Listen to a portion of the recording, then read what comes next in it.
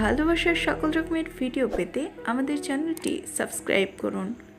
সবার আগে ভিডিও পেতে বেল বাটনে ক্লিক করুন। যেখানে প্রেম নিষিদ্ধ, ইশরাত জাহান জেরিন, পর্ব ৩৬। দুপুরের করের রোদ যখন গাছের পাতায় ঝিলিক দিয়ে আলো ছায়া খেলা তৈরি করছে, তখন বাড়ির অন্দরমহল নিস্তব্ধতা। ভারী দুপুরে খাওয়া দাওয়া শেষে বংশের মুরব্বীরা যখন ড্রয়িং রুমে বসে পলিটিক্স আর জমিজমার তর্কে মগ্ন, আর মেয়ের আরজান যখন ভাবছে সাজ ঘরে নিশ্চিন্তে ঘুমোচ্ছে, ঠিক তখনই পিলু গ্রামের সীমানার শেষ মাথায় ঘটক এক মহাবিপত্তি। সাজের বাড়ির কোনো ঘরে, বারান্দায় বা ছাদে কোথাও পাওয়া গেল না। জ্বরের ক্লান্তি ধুয়ে মুছে সাফ করে দিয়ে সে যখন গ্রামের ঠিকানায় শেষ মাথায় দাঁড়িয়ে থাকা শতবর্ষী বিশাল পুরনো তেঁতুল গাছের মগডালে আসন গেড়ে বসেছে। ওড়নাটা কোমরে কষে বেঁধেছে সে, যাতে ডালপালা বেয়ে উঠতে কোনো রকম কোনো অসুবিধা না হয়। পিঠের ওপর অবাধ্য চুলগুলো আলগা করে ছড়ানো। গাছের ঘন সবুজ পাতার আড়ালে সে নিজেকে এমনভাবে লুকিয়ে ফেলেছে যে নিচ থেকে তাকালে বোঝার সাধ্য নেই সেখানে কোনো মানব সন্তানের অস্তিত্ব আছে। সাজের বাহাতে কাগজের একটা পুড়িয়া, যাতে কড়া করে মেশানো আছে লাল মরিচের গুঁড়ো আর বিট লবণ, আর ডান হাতে কাঁচা পাকা তেঁতুলের একটা আস্ত ডাল। সে একটা পুষ্ট তেঁতুল ভেঙে লবণের গুঁড়োয় ভালো করে ডুবিয়ে সজোরে এক কামড় দিল। টক ঝাল আর লবণের তীব্র স্বাদ জিভে লাগতেই তার পুরো শরীর একবার শিউরে উঠল। চোখ দুটো বুজে গেল অবলীলায়। মুখের ভেতরে সেই জন্মনে স্বাদ উপভোগ করতে করতে সে চোখ বুজে কুঁচকে ফিসফিস করে বলল, উফ, যা টক! কলিজা পর্যন্ত কেঁপে উঠছে। ওই তিতা ওষুধ গিলতে গিলতে মুখ ঘা হয়ে গিয়েছিল। এবার আসবে আসল মজা। খান সাহেব ভেবেছেন আমাকে ঘরের ভেতর খাঁচার বন্দি করে রাখবেন? মেয়ের বাড়ির মেয়েকে আটকানো এত সোজা নয়। সাজ তেঁতুলের ভেজা বিচিটা মুখের একপাশে জমা করে গাছের ডাল পেয়ে আর একটু সামনের দিকে এগিয়ে এলো। ঠিক এই তেঁতুল গাছটার নিচ দিয়েই মেজো খালার বাড়ির পেছনের পায়ে হাঁটা সরু রাস্তাটা চলে গেছে। দুপুরের করের রোদের কারণে রাস্তাটা একদম জনমানবহীন, কিন্তু প্রকৃতির এই নীরবতা ভেঙে ঠিক তখনই সেই রাস্তা দিয়ে অত্যন্ত ধীর পায়ে লাঠিতে ফর দিয়ে যাচ্ছিল মেজো খালার বাড়ির সবচেয়ে বয়স্ক এবং সম্মানিত মেহমান মেজো দাদু। ভদ্রলোক অত্যন্ত কড়া মেজাজের মানুষ। গ্রামের সবাই তাকে জমের মতো ভয় পায়। পরনে তার সব ধবধবে সাদা আড়ঙের পাঞ্জাবি, পরগাছা কাটার মতো নিখুঁত করে ছাটা সাদা দাড়ি, আর হাতের লাঠিটা তিনি প্রতি পদক্ষেপে মাটিতে ঠুকছেন অভিজাত্যের সাথে। তবে এই পুরো অবয়বের সবচেয়ে আকর্ষণীয় অংশটি ছিল তার মাথার ঠিক মাঝখানে। সেখানে এক চুলও অবশিষ্ট নেই। একটি বিশাল মসৃণ এবং টকটকে টাক। দুপুরের করের রোদ যখন সেই পিচ্ছিল টাকে এসে পড়ল, তখন সেটা রীতিমতো কোনো সোলার প্যানেলের মতো আলো রিফ্লেক্ট করতে শুরু করলো। গাছের মগডালে বসে সাজের চোখে তখন এক দুর্ধর্ষ শিকারীর চিল দৃষ্টি ফুটে উঠল। সে সোজা হয়ে বসে এক হাত দিয়ে গাছের ডালটা শক্ত করে ধরল। তার মনে হলো এই চকচকে টাকটা যেন কোনো সাধারণ মাথা নয়, বরং তাকে ইশারা করে ডাকছে, আয় সাজ, আমাকে নিশানা কর। সাজ তার মুখের ভেতরে সেই পিচ্ছিল ভেজা তেঁতুলের বিচিটাকে জিভের ডগায় নিয়ে এলো। সে তার চোখ দুটো সরু করে একদম মিলিটারি স্নাইপারদের মতো নিশানায় স্থির করলো। বাতাস কোন দিক বইছে, দূরত্ব কতখানি, সব যেন তার অবচেতনেই হিসাব হয়ে গেল। টাস, একদম নিখুঁত, ম্যাজিক্যাল লক্ষ্যভেদ। বিচিটা বাতাস কেটে শটান গিয়ে ল্যান্ড করলো সোজা সেই দাদুর পরম যত্নে রাখা চকচকে টাকটার ঠিক কেন্দ্রবিন্দুতে। ভেজা জিনিসটা টাকে লাগার সাথে সাথেই অদ্ভুত চটচটে শব্দ হলো। ভদ্রলোক যেন আকাশ থেকে পড়লেন। তিনি রাস্তায় থমকে দাঁড়িয়ে হাতের লাঠিটা হাত থেকে প্রায় ফেলেই দিচ্ছিলেন। এক হাত দিয়ে মাথায় সেই পিচ্ছিল অংশে হাত দিয়ে 4-5টা পাগলের মতো দেখতে লাগলেন। আরে ক্যাডা, কোন বেয়াদব, ঢিল মারে কোন চ্যাংড়া? কিন্তু চারপাশে ধুধু রোদ আর নিস্তব্ধতা ছাড়া কিচ্ছু নেই। তিনি যখন নিজের হাতের তালুর দিকে তাকালেন, দেখলেন সেখানে একটা ভেজা চিবানো তেঁতুলের বিচি লেপ্টে আছে। মেজো দাদু কপালে ভাঁজ ফেলে ওপরের দিকে তাকাতে গেলেন, আর ঠিক তখনই গাছের ঘন অন্ধকারের পাতার আড়াল থেকে শাস্তার কণ্ঠস্বর পুরোপুরি বদলে ফেলল। সে নিজের গলাটাকে যতটা সম্ভব খড়খড়ে আর ডাইনিদের মতো শব্দ করে বললেন, হা হা হা হা হা, কতদিন পর তাজা মাংসের গন্ধ পাইলাম। টাক খামো, তোর মাথার ভেতরে গরম মজা চুষে চুষে খামো। দুপুরের নিঝুম বাতাসে ওই ঘন তেঁতুল গাছ থেকে আসা পৈশাচিক কণ্ঠস্বর আর নিজের টাকে লাগা সে অদ্ভুত ভেজা স্পর্শ, এই দুইয়ের মিলনের মেজো দাদুর সত্তা 1 সেকেন্ডে কাঁপতে শুরু করলো। তিনি ভূত প্রেত পেতনির গল্পে ভীষণ বিশ্বাস করেন। ওনার মনে হলো এই শতবর্ষী গাছের আসলেই কোনো জ্যান্ত শাকচুন্নি নেমে এসেছে, যা ওনার মাথা চিবিয়ে খাবে। ভদ্রলোক আর 1 সেকেন্ডও দেরি করলেন না, নিজের হাতের লাঠিটা মায়া ত্যাগ করে ওখানেই ফেলে দিলেন। তারপর এত বছরের সমস্ত গম্ভীর্য আর অভিজাত্য বিসর্জন দিয়ে 2 হাতে নিজের লুঙ্গিটা হাঁটু পর্যন্ত টেনে তুললেন। তারপর দিলেন এক অন্ধ দৌড়। 75 বছর বয়সের একজন বৃদ্ধ মানুষ যে দুপুরের কড়া রোদে অলৌকিক কোনো শক্তিতে উদাসীন বোল্টের গতিতে দৌড়াতে পারেন, তা পিলুগ্রামের মানুষ আজ না দেখলে বিশ্বাসই করতো না। তিনি ওরে বাবারে ভূতে খাইলো রে পেতনি নাম ছেড়ে বলে চিৎকার করতে করতে বাড়ির উঠোনের দিকে ছুটলেন। দুনিয়ার কোনো শক্তি আজ থেকে থামাতে পারবে না। মেজো দাদুর দিকে দিক বেদিক জ্ঞান শূন্য হয়ে লুঙ্গি তুলে দৌড়ানোর দৃশ্যটা উপর থেকে দেখে সাজার নিজের হাসি চেপে রাখতে পারল না। সে গাছের ডালটা জড়িয়ে ধরে পেটে হাত দিয়ে কিলকিল করে হেসে উঠল। তার সেই বাঁধ ভাঙা চঞ্চল আর বিজয়ের হাসি তখন রোদেলা দুপুরের অলস বাতাসে অপার্থিব জীবন্ত সুর তুলল। তেঁতুল গাছ থেকে বাদরের মতো চটপটে ভঙ্গিতে নিচে নেমে এলো সাজ। দুই পায়ের ধুলো ঝেড়ে কোমরের ওড়নাটা একটু শক্ত করে কষে সে চারপাশ দেখে নিল। মেজো দাদুর ওই ঐতিহাসিক দৌড় দেখার পর তার পেটের ভেতর ক্রিমিনাল মাইন্ড যেন দ্বিগুণ উৎসাহে জেগে উঠেছে। জ্বরে শুয়ে শুয়ে সে পিলুগ্রামের যে ক্ষতি করেছে তা আজ উসুল না করলে মীরবাড়ির মেয়ে হিসেবে নিজের আত্মসম্মানে বাঁচছে। তাই তার চাই আরও বড় রকম কোনো ধামাকা। পা টিপে টিপে এসে এগিয়ে গেল জমিদার বাড়ির পেছনের রান্নাঘরের লাগোয়া পুরনো আমবাগানের দিকে। সেখানে ছোট বড় খালার 2 মেয়ে রিমি, পিলি আর পাড়ার 2-1টা কাজিন মেয়ে রোদে বসে চুলে তেল দিচ্ছিল আর অলস গল্প করছিল। শ্বাসকে এমন চোর বিড়ালের মতো এগিয়ে আসতে দেখে ওরা চমকে উঠল।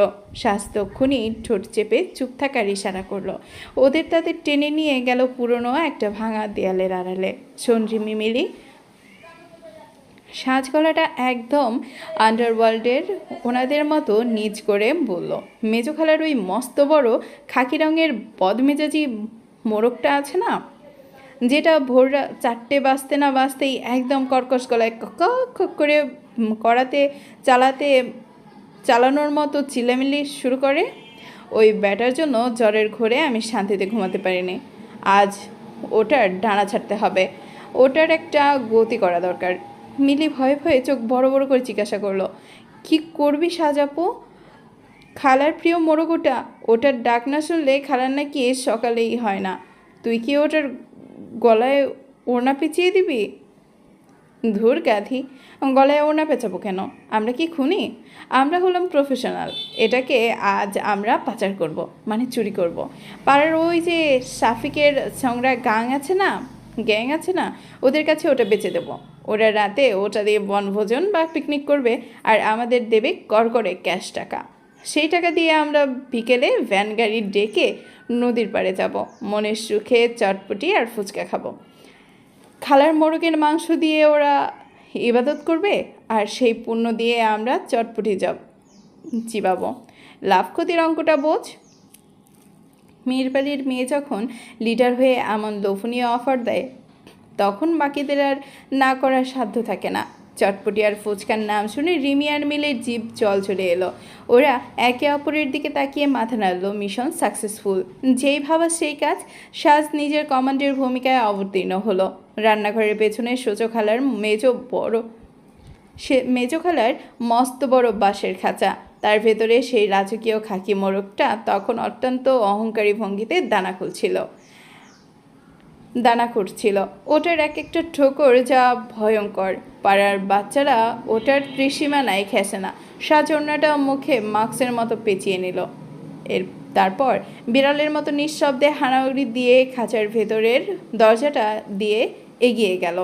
মিলি আর রিমি রইল লুকআউট হিসেবে। যদি মেজোখালা বা মীর আরজান ভাইয়া এদিক দিয়ে আসে তবে ওরা কাশির শব্দ করে সিগন্যাল দেবে। খাঁচার দরজাটা আলতো করে খুলল সাজ। মোরগটা বিপদের গন্ধ পেয়ে যেই না ঝটপট কক কক করে আওয়াজ তুলতে যাবে, ঠিক সেই মুহূর্তে সাজ চিল পাখির মতো ছো মেরে মোরগটার ওপর ঝাঁপিয়ে পড়ল। এক হাত দিয়ে ওটার শক্ত ঠোঁট আর মুখ চেপে ধরল যাতে কোনো আওয়াজ বাইরে না যায়। মোরগটা তার সর্বশক্তি দিয়ে সাজের হাতের নখ দিয়ে আঁচড় কাটার চেষ্টা করলো, কিন্তু সাজ তখন মূর্তিমতি মাফিয়া। সে দমে যাওয়া পাত্রী নয়। মিলি, রিমি জলদি আয়। সাজ চাপা গলায় ফিসফিসালো। ওরা দৌড়ে এসে মিলি আর রিমির নতুন জর্জেটের দামি ওড়নাটা বাড়িয়ে দিল। সাজ বিন্দুমাত্র মায়া না করে সেই ওড়না দিয়ে মোরগের দুটো পা আর ডানা শক্ত করে বেঁধে ফেলল। মোরগটা তখন ডানা নড়াচড়া করার ক্ষমতা হারিয়েছে, কেবল ছটফট করছে শুধু। রিমি পাশ থেকে একটা পুরনো পাটের খালি চালের বস্তা এগিয়ে দিল। সাজ মোরগটাকে উল্টো করে সেই বস্তার ভেতরে পুরে মুখটা একটা সুতুলি দড়ি দিয়ে কষে বেঁধে ফেলল। পুরো অপারেশনটা সম্পূর্ণ হলো মাত্র 3 মিনিটে, কোনো শব্দ ছাড়াই। বস্তাটাকে কাঁধে তুলে নেওয়ার সাহস কাজিনদের হলো না। সাজ নিজেই সে মস্ত ভারী বস্তাটা পিঠে ফেলল। পেছনের জঙ্গল ঘেঁষা প্রাচীর টপকে এক দৌড়ে চলে গেল পিলগ্রামের মোড়ের মাথায় চায়ের দোকানের পেছনে পাড়ার বখাটে ছোকরাদের গ্যাংটা আড্ডা দিচ্ছিল। সাজকে বস্তা বেঁধে হন্তদন্ত হয়ে আসতে দেখে ওদের লিডার শফিক হা হয়ে গেল। আরে, আরজান ভাইয়ের বোন না? বস্তায় কি?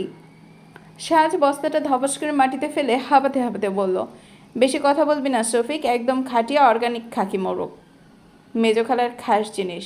ওজন কমপক্ষে 4 কেজি। তোদের রাতের পিকনিকের জন্য বেস্ট আইটেম। কত দিবি বল? শফিক প্রথমে একটু ভয় পেল। মীর আরজানের বোনের কাছ থেকে চোরাই মোরগ কেনা মানে জান হাতে নেওয়া। কিন্তু মোরগের সাইজ দেখে লোভ সামলাতে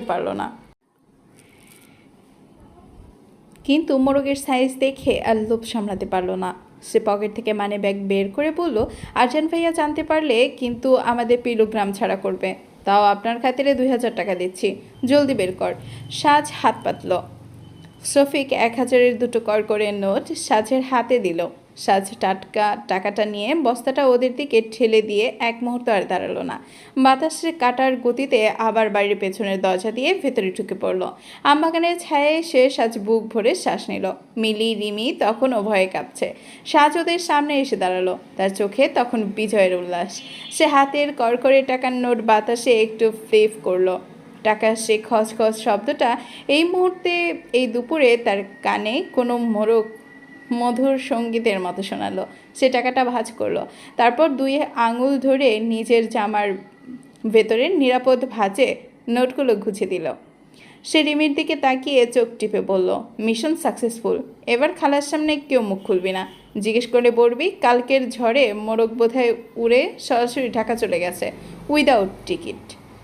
জামার নিরাপদ ভাঁজে মোরগ বেচার টাকা নিয়ে সাজ যখন বিজয়ী বীরের মতো নাচতে নাচতে গ্রামের সরু আইল ধরে হাঁটছে, তখন তার চোখ মুখে মূর্তিমতি অপরাধ সাম্রাজ্ঞীর চনমনে ভাব। মেজো দাদুর চকমকে টাকে তেঁতুলের বিচি মেরে তার মেজো খালার খাস মোরগ পাচার করে তার আত্মবিশ্বাস আর এভারেস্ট ছুঁয়ে ফেলেছে। কিন্তু কতটুকু শান্ত হওয়ার পাত্রী সে নয়। তার অবদমিত চঞ্চল মন তখন চিৎকার করে বলছিল, পিকচার আবি বাকি হ্যাঁ। হাঁটতে হাঁটতে সাজ এসে পৌঁছলো গ্রামের মস্ত বড় পুরনো সরকারি পুকুর পাড়টায়। চারপাশে বড় বড় হিজল আর জাম গাছে ঘেরা। দুপুরের রোদ সোজা গিয়ে পড়েছে টলটলে জলের ওপর। আর ঠিক তখনই সে পুকুর ঘাটের দিকে তাকাতেই সাজের নজর পড়ল পিলু গ্রামের সবচেয়ে সহজ সরল এবং নিরীহ কিসিমের মানুষ মকবুল চাচা। মকবুল চাচা মানুষ হিসেবে এতটাই সোজা যে কেউ তাকে ডান হাত দেখাতে বলে সে নিজের জামার ডান হাতা টেনে দেখায়। আজ দুপুরে কড়া রোদে ঘেমে নিয়ে তিনি এসেছেন পুকুরে ডুব দিয়ে গা চুড়াতে। ভদ্রলোক অত্যন্ত নিয়মাবর্তী। তিনি তার পরনের একমাত্র ভালো তোষা সুতির সবুজ চেকের লুঙ্গিটা অত্যন্ত পরিপাটি করে ভাঁজ করে ঘাসের ওপর সবুজ নরম ঘাসের ওপর দিয়ে রেখেছিল। তারপর কোমরে একটা পাতলা লাল গামছা বেঁধে পেঁচে গপ গপ শব্দে পুকুরের হাঁটু জলে নেমে ডুব দিতে শুরু করেছেন। ঘাটের ওপর সবুজ ঘাসের বুক একা পড়ে থাকা ওই লুঙ্গিটার দিকে নজর পড়তেই সাজের মাথায় ভেতর শত ওয়ার্ডের একটা শয়তানে বুদ্ধি বাল্ব দপ করে চলে উঠল।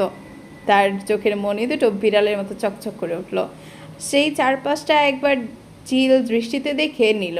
না, আশেপাশে কোনো মানুষ নেই। মকবুল চাচা তখন জলের নিচে মাথা ডুব দিয়ে তার মনের সুখে ডুব সাঁতার খেলছেন আর নাক দিয়ে ভর ভর করে জল ছোটাচ্ছেন।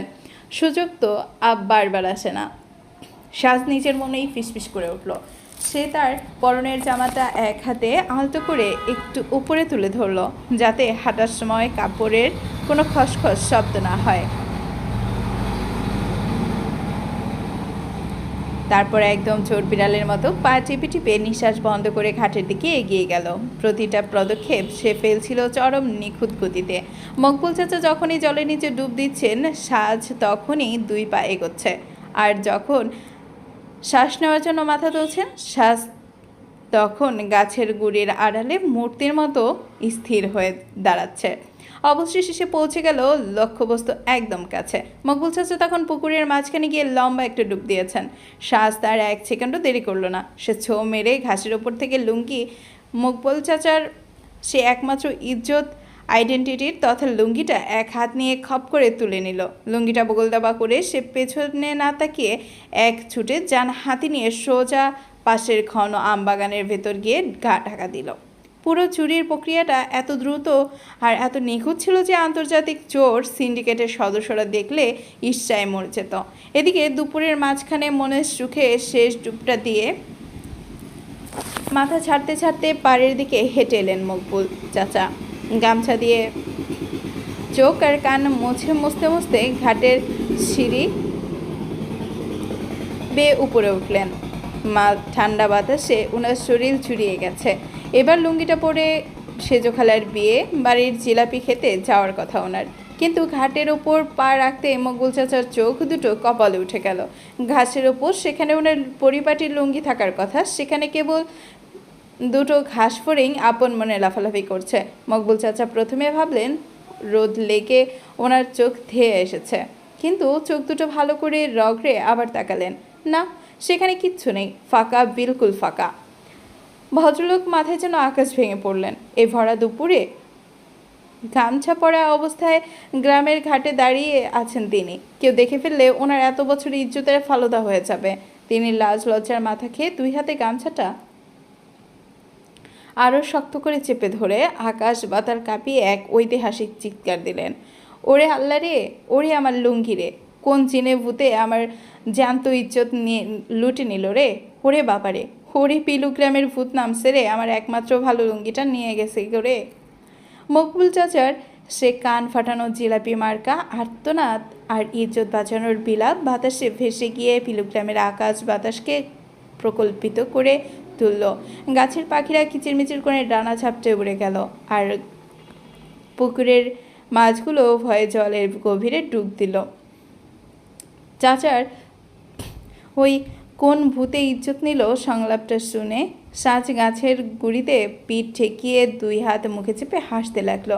হাসতে হাসতে ওনার পেটে খিল ধরার উপক্রম। হাহা, চাঁদা তো দেখিয়ে পুরো পিলুগ্রাম মাথায় তুলেছে। ভূত না চাই, তোমার সামনে তো মেয়ের বাড়ির বড় ডন খাড়ায় আছে। শাহজ আর সময় নষ্ট করলো না। সে মকবুল চাচার ওই সবুজ চাকের সুতির লুঙ্গিটা মাটির ওপর ফেললো। লুঙ্গির নিচে দুটো কানা আর ওপরের দুটো কানা একসাথে করে খুব শক্ত করে ঘির দিল। ব্যাস, নিমিষের মধ্যে তৈরি হয়ে গেল আম পাড়ার মস্ত বড় একটা ঝুলি, যার ভেতরে অন্তত 20-30টা বড় আম অনায়াসে রাখা যাবে। সে ওপরের দিকে তাকিয়ে দেখলো লতিফ মির্জার বাগানের মস্ত বড় ফজলি আমগুলো গাছের ডালে ঝুলছে। শ্রীলঙ্গি তৈরি সেই ঝুলিটা নিজের গলায় ও কাঁধে ঝুলিয়ে নিয়ে আমের বোটাল লক্ষ্য করে ঢিল ছোড়ার প্রস্তুতি নিতে নিতে বলল, ভাবল, মীর আরজান শানের মতো খোদা বাক্স লাট সাহেবের বোন হয়ে জন্ম নিয়েছি যখন, তখন একটু একটু জনসেবা না করলে কি চলে? এই যে মকবুল চাচার লুঙ্গিটা চুরি করলাম, এতে ওনার একটা উপকার হলো। অতিরিক্ত সাবান দিলে কাপড়ের সুতো নষ্ট হয়। আজ ওনার লুঙ্গি ধোয়ার কষ্টটা বেঁচে গেল। আর এই আমগুলো চুরি করে যখন মেয়ের বাড়ির সবাইকে খাওয়াবো, তখন তো পুণ্যটা আমার আরজান ভাইয়ার খাতায় জমা হবে। চোর যদি পারফেক্ট হয় তবে চুরিটা একটা শিল্প। কথাটা শেষ করেই সাজ মাটিতে পড়ে থাকা একটা মস্ত বড় ঢিল হাতে তুলে নিল এবং লতিফ মির্জা গাছের সবচেয়ে বড় আমটায় দিকে নিশানা তাক করলো। পিলুগ্রামের মোড়ের মাথায় লতিফ মির্জার আম চুরি আর মকবুল মির্জার লুঙ্গি নিয়ে ঝুলি বানানোর পর সাজের ডায়েরিতে কুকামের তালিকা যখন বেশ দীর্ঘ, তখন সে যখন বাগানের গোপন রাস্তা দিয়ে আম ভর্তি সে লুঙ্গিটা ঝুলিতে টানতে টানতে বাড়ির দিকে আসছিল, তখন তার ষষ্ঠ ইন্দ্রিয় জানান দিচ্ছিল বিপদ আসন্ন। মীর আরজান শান যে ধাতের মানুষ, তাতে মেজো দাদুর আর্তনাদ আর মকবুল চাচার বিলাপ এতক্ষণে নিশ্চয়ই তার কানে পৌঁছে গেছে। তার আরজানের রাগ মানে কালবৈশাখীর চেয়েও ভয়ঙ্কর কিছু। সাত জানে এবার আর শুধু সরি বলে পার পাওয়া যাবে না। আরজান সেই বরফ শীতল চাহনি আর গম্ভীর ধমক থেকে বাঁচতে হলে তাকে এখন ব্রহ্মাস্ত্র প্রয়োগ করতে হবে। অপরাধ বিজ্ঞানের ভাষায় বলে যাকে ইমোশনাল ব্ল্যাকমেল। আর সেই চূড়ান্ত অপরাধের বাপ পরিকল্পনাটি কার্যকর করতে সাজ বেছে নিল জমিদার বাড়ির একদম পেছনের দিকের সেই জীর্ণ পরিত্যক্ত ঘরটা। সেখানে দিনের বেলাতেও মাকড়সার জাল আর ধুলোর আস্তরণ ছাড়া কেউ পা রাখে না। ঘরটা ঢুকেই এক মুহূর্তের জন্য নাক কুচকাল, ব্যবসা গন্ধ আর অন্ধকার।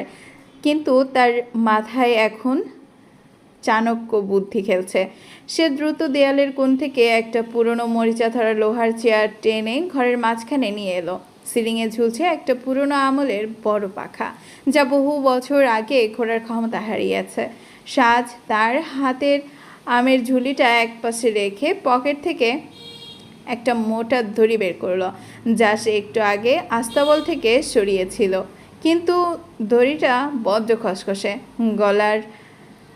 গলায় লাগলে দাগ হয়ে যাবে। তাই সে বুদ্ধিটা পাল্টালো। নিজের গায়ের জর্জেট ওড়নাটা খুলে সেটার একটা বড় গিট দিল ফ্যানের হুকের সাথে। নিচ থেকে দাঁড়িয়ে সে দেখলো ফ্যানের লুপটা যেন একদম নিখুঁত দেখায়। এরপর সে চেয়ারের উপর উঠে নিজের ওড়নাটা গলায় চারপাশে এমনভাবে পেঁচালো যেন মনে হয় সত্যি সত্যি টাইট হয়ে আছে, কিন্তু আসলে ওটা তার কাঁধের ওপর আলগাভাবে সাপোর্ট দেওয়া ছিল। সাজ আয়না ছাড়াই নিজের মুখটা একটু অ্যাডজাস্ট করে নিল। চোখের পাতাগুলো একটু নামিয়ে ঠোঁট দুটো হালকা ফাঁক করে এমনভাবে এক করুণ অভিব্যক্তি আনলো যেন পৃথিবীর সমস্ত অন্যায় আর অত্যাচার তার ওপর দিয়েই বয়ে গেছে। ঠিক সেই সময় ঘরের দরজায় টোকা পড়ল। সাজের সহযোগী মিলিঝিলি কাঁপতে কাঁপতে ভেতরে ঢুকলো। ঘরের ওই ঝুলন্ত দড়ি আর সাজের অবস্থা দেখে মিলির আত্মা শুকিয়ে অর্ধেক হয়ে গেল। সাজ আপু, ওরে মারিয়ে তুই কি করছিস? আরজান ভাইয়া জানলে আমাদের জ্যান্ত কবর দেবে। মিলি প্রায় কেঁদে দিল। সাজ চেয়ারের ওপর দাঁড়িয়ে চোখ পাকিয়ে ধমক দিল, চুপ কর গাধি, আমি কি সত্যি সত্যি মরছি নাকি? এটা হলো প্রতিরক্ষা কবচ। আরজান ভাই যখন চাবুক নিয়ে আমাকে মারতে আসবে, তখন আমি তাকে এই আত্মহুতির প্রমাণ দেখাবো। এবার শোন, এই নে আমার ফোন। সে চেয়ার থেকে নেমে মিলির হাতে ফোনটা ধরিয়ে দিল। শোন মিলি, অ্যাঙ্গেলটা ঠিক কর, এমনভাবে ছবিটা তুলবি যেন ওপরে ফ্যান আর আমার গলার এই ফাঁসের দড়িটা একমাত্র স্পষ্ট দেখা যায়। আর হ্যাঁ, লাইটটা একটু কম রাখবি, যেন মনে হয় আমি গভীর শোকে আর অভিমানে অন্ধকারে আশ্রয় নিয়েছি। আমার মুখে এমন স্ট্যাজিক লুক দিবি যেন মনে হয় মীর আরজানের অত্যাচার এই নিষ্পাপ মেয়েটা আজ শেষ বিদায় নিচ্ছে। মিলি কাঁপতে কাঁপতে ক্যামেরা অন করলো। সাজ আবার চেয়ারে উঠে গলায় দড়িটা সেট করে ঝুলে থাকার ভান করলো। মিলি কয়েকটা ক্লিক করলো। সাজ চেয়ার থেকে নেমে ছবিগুলো চেক করলো। এটা হয়নি, এটা তো আমাকে খুব বেশি ফ্ল্যাশ লাগছে। একটু চুলগুলো এলোমেলো করে দে তো, আর চোখের কাজলের এক কোণে একটু লেপটে দে, যেন মনে হয় আমি অনেকক্ষণ কেঁদেছি। মিলি বাধ্য হয়ে সাজের সাজ নষ্ট করে দিল।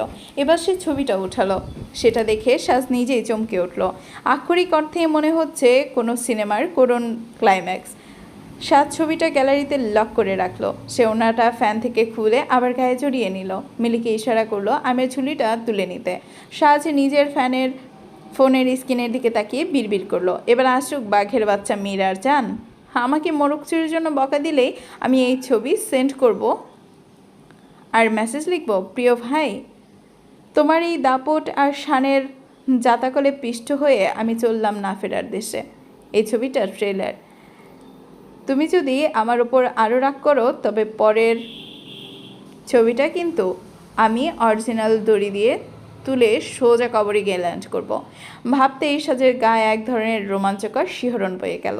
সে জানে আরজান তাকে কতটা পাগলের মতো ভালোবাসে, আর এই ভালোবাসাকে পুঁজি করেই সে আজ তার সমস্ত অপরাধ ধামাচাপা দেবে। সাজ ঘর থেকে বের হওয়ার আগে একবার পেছনের দিকে তাকালো। তার সেই ফাঁসির সেটটা দেখে নিয়ে নিজে একটা শব্দ করে হেসে উঠল। মীর আরজান শান, আজকের যুদ্ধে আপনি আমার সব ক্ষমতা নিয়ে হেরে যাবেন আপনার এই আত্মঘাতী বোনের কাছে। পরিত্যক্ত ঘর থেকে বের হয়ে সাজ যখন মকবুল চাচার লুঙ্গিতে বাঁধা ভারী আমের ঝুলিটা কোনো মতে হ্যাঁচড়াতে নিয়ে আসছিল, তখন তার ঠিক চাকিন্ন বিজয়ের হাসি।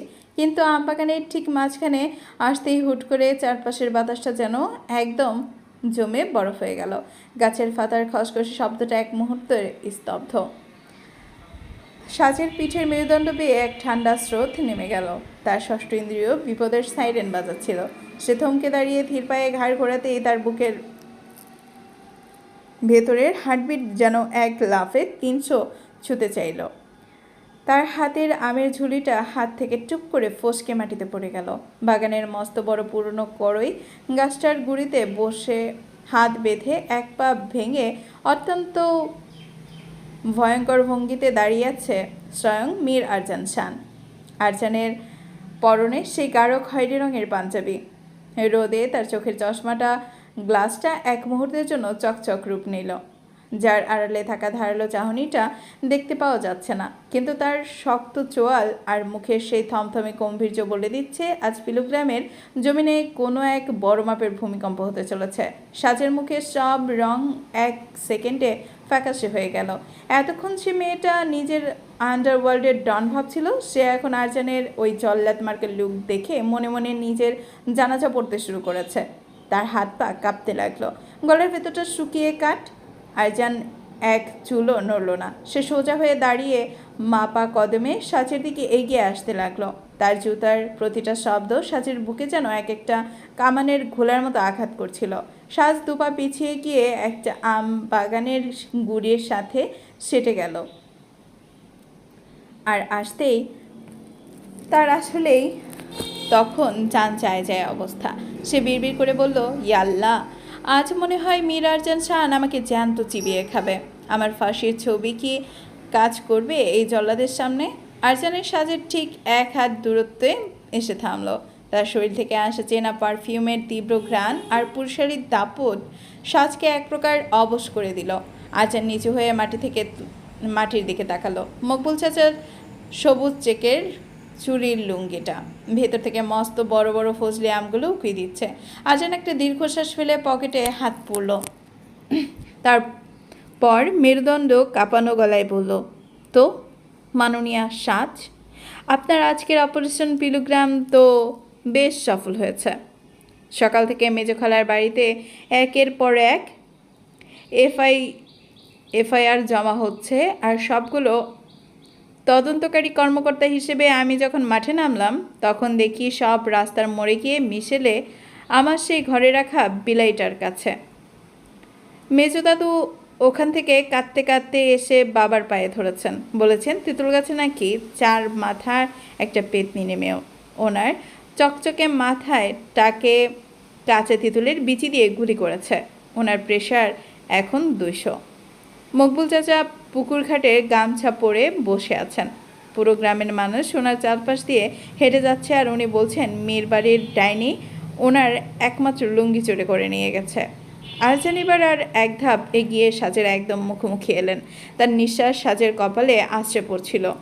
আর মেজো খালার খাকি মোড়ক শফিকের ছোকরা গ্যাং ওটাকে অলরেডি জবাই করে প্রিপারেশন নিচ্ছে। এখন বলেন তো, এই পুরো মীর বংশের ইজ্জত যে আপনাকে আজকে আপনি হাটের নিলামে তুললেন, এটার শাস্তি আমি কি দিব? সাজের তখন ভয়ে চোখ থেকে পানি পড়ার দশা। আরজানের রাগ সে চেনে, কিন্তু দেয়ালে পিঠ ঠেকে গেলে হরিণও যেমন লাভ দেয়, সাজও তার কাঁপতে থাকা হাতটা ব্লাউজের ভেতর ঢুকিয়ে ফোনটা বের করলো। সে ফোনটা আরজানের চোখের সামনে উঁচিয়ে ধরার চেষ্টা করলো, কিন্তু ভয়ে তার হাত এতটাই কাঁপছিল যে ফোনটা প্রায় পড়ে যাচ্ছিল। স্ক্রিনে সেই ওড়না দিয়ে সিলিং ফ্যানের ফাঁসি নেওয়ার এডিট করা ভয়ঙ্কর ছবিটা জ্বলজ্বল করছে। সাজ চোখ বন্ধ করে এক নিঃশ্বাসে চেঁচিয়ে উঠল, একদম এগোবেন না। এই দেখেন আপনার অত্যাচারের প্রমাণ। আপনি যদি আমাকে একটাও করা কথা শোনান বা ঘরে নিয়ে টর্চার করেন, আমি এই ছবি এখনই পুরো ফেসবুকে গ্রুপে ভাইরাল করে দিব। সবাই জানবে মীর আরজান শানের বোন ওনার অত্যাচারে গলায় দড়ি দিয়েছে।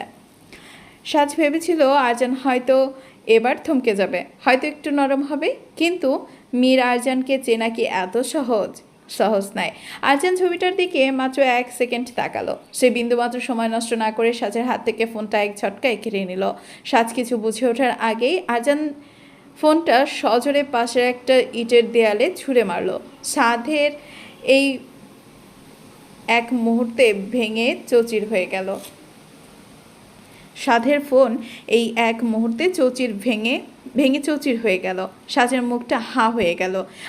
আমার ফোন ঘুরে আল্লাহ রে! ডিজিটাল ব্ল্যাকমেইল মীর আরজানের সাথে চলে না সাজ। ছবি তো ডিলিট হয়ে গেল চোর। এবার রিয়েলিস্টিক কিছু করা যাক। তুই না ফাঁসি দিতে চেয়েছিলি? চল ঘরে চল। ফাঁসির ছবিতে গলায় ওই লাল দাগটা তো ইনকমপ্লিট ছিল। আজ রাতে আমি নিজ হাতে তোকে কিছু দাগ দেব, যা দেখে কাল সকালে আরজান আয়নার সামনে দাঁড়ালে তুই নিজেই ফেসবুক লাইভে যাওয়ার কথা ভুলে যাবি। আরজান সাজকে এক ঝটকায় পাচা করে কোলে তুলে নিজের চওড়া বুকে তুলে নিলেন। মাটির বুকে পড়ে রইল মকবুল চাচার সেই চুরির লুঙ্গি আর আমের ঝুলি।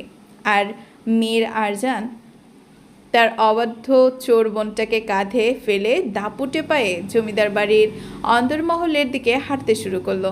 সাজ তখন আরজানের পিঠে কোনো রকম মুখ লুকিয়ে মনে মনে ভাবল, আজ রাতটা যদি কোনো মতে বেঁচে যাই তবে জীবনে আর কোনো দিন চুরির নাম মুখেও আনবো না। চলবে। কেমন হয়েছে পর্বটি জানাতে ভুলবেন না।